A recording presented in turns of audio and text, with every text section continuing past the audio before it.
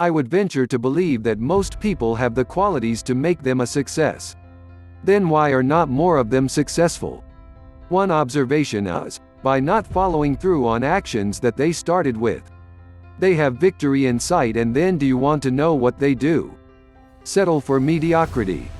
Have you ever known someone who was full of immediate action with no ultimate purpose? Their body is moving, their hands are busy, but their destination is unclear.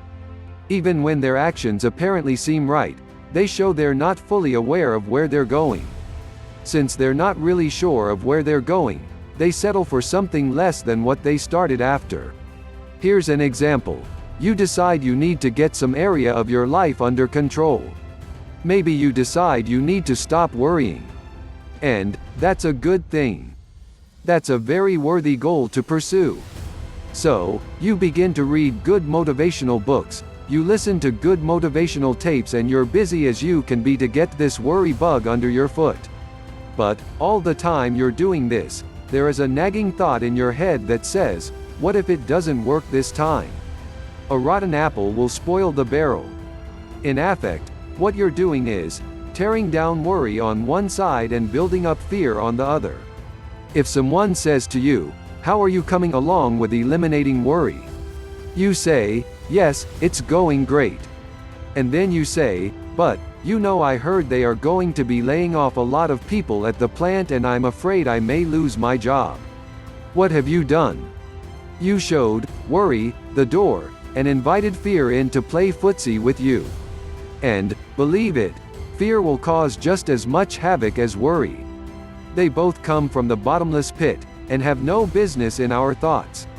Listen, even if they are going to lay off a bunch of people at your plant, you can't do a thing about it by fearing it or worrying about it. If it happens, deal with it then, not now. And, don't tell yourself you can't stop worrying because it is too serious of a matter and could devastate your livelihood. Exclamation mark. For crying out loud. If you believe that, then you're saying that nothing bad has ever happened to you without you first giving it a real good dose of worry before it happened. I tell you right now, many lousy troubles have happened to me, right out of the blue, and I never spent 10 seconds worrying about them beforehand. I didn't even know about them. The point is, if troubles are going to happen anyway, we need to know how to deal with them. And, worry and fear is not the way to do it. Every dog has its day. You have never fixed anything in your life by worrying about it. If it got better, it's not because you worried about it.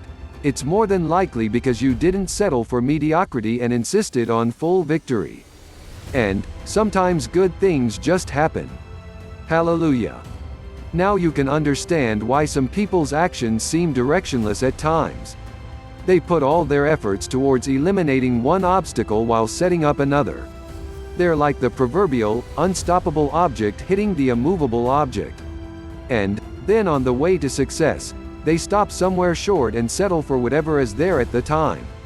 Most of the time, you can be relatively sure, it was some emotion that stopped them short. It was an emotion that started them, and it will be an emotion that stops them. Emotions are a funny thing. They can fuel us with enough fire to leap tall buildings, and at the same time, make us feel like it won't happen until pigs fly. A fine kettle of fish. What a revolting development. What do we believe? What do we do? No wonder some people seem directionless in their pursuit of their goals. No wonder some people just settle for mediocrity in midstream just to satisfy those conflicting emotions and shut them up. And, it's a pretty good way to boast success since we didn't follow through to see what would ultimately happen. I'm thinking of too many times in my life as a young man that I stopped in midstream to take whatever was there and stop the feelings that kept saying, "If you keep going you might not get it, better take what you got now." You know that old saying, a bird in the hand. I didn't want to hear that bird in the hand crap. My head said that to me so many times I was beginning to feel as lucky as the only man in a women's prison with a fistful of pardons. Talk about directionless, and settling for mediocrity. Ah. That's where the rub is. The problem is, someone can get into a habit of settling and then that's the real source of the directionless and out of control life. As long as we live in this world, we will have opportunities to settle for something of mediocrity. The more we settle, the more of a habit it becomes, and the more we subconsciously start expecting a settling point. We don't think about it, and we certainly don't start out with the intention of finding a place to settle. But when it shows up, and the bird in the hand voices start their song and tap dance on our forehead, we say, I know when to hold them, and I know when to fold them, and it's time to fold them. The point is, it's not a bad thing to fold them if you can walk away ahead in the game. But if it becomes an ingrained habit, then the folding point will start showing up earlier and earlier till you find yourself folding right after the start. Get to the bottom of it. How do you know when to fold? This is not rocket science. It's pretty simple, really. Ask yourself a couple of key questions. Can I walk away ahead? Has this thing given me something of value? And most important, has something else presented itself in my life that I can replace this with? For me, if any one of these three questions are no, then I'm not ready to fold them, especially the last one. Would you like to know why we settle for something less? This is not really difficult to understand, but it might be hard to accept. So pay attention, and at least give this some serious thought. Don't let the simplicity of it get away from you.